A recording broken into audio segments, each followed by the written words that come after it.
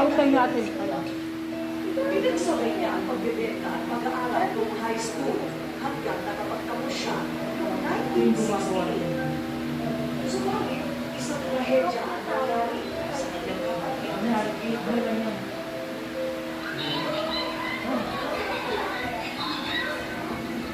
Naparalisa ang kalahati ng katawan para may kapatid at halos isang buwan na malapit sa ospital.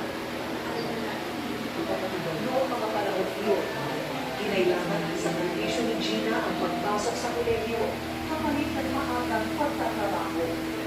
Malalaking supon ng mga napamiling tela at mga nayaming sample ng damit ang kanyang bibig habang inilalako ang mga ito sa mga tindahan sa eskwela. Kasi wala siyang pang pera.